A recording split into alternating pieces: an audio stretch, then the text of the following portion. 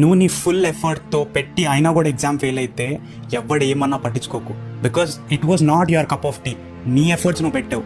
So try something else which you think నీకు interest ఉంది అనుకుంటే. కానీ నీ ఎఫర్ట్స్ ఫుల్గా పెట్టకుండా నువ్వు ఫెయిల్ అయితే అబ్సల్యూట్లీ ఆ తప్పు నీదే. ఎవడు ఏమన్నా సరే తప్పు నీదే అంట నేనైతే. ఇక్కడ ఎక్సెప్షన్స్ ఉంటాయి. సరే నీ హెల్త్ బాగాలేదనో, నీ ఫ్యామిలీ సిచ్యువేషన్ బాగాలేదు, ఎట్సెట్రా ఎట్సెట్రా, అవి ఉంటే fine, give the best you have for the next target you set.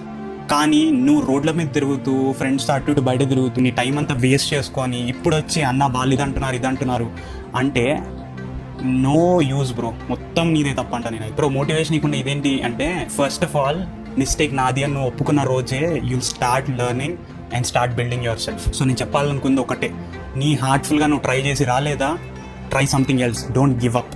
Give up ఇచ్చినా నువ్వు ఓడిపోయినట్టే. నీ హార్ట్ఫుల్గా నువ్వు ట్రై చేయకుండా నీవు ఓడిపోయి అందరు ఇదంటున్నారు అదంటున్నారు, సొసైటీ ఇలా చూస్తుంది అలా చూస్తుంది అంటే no one can help you.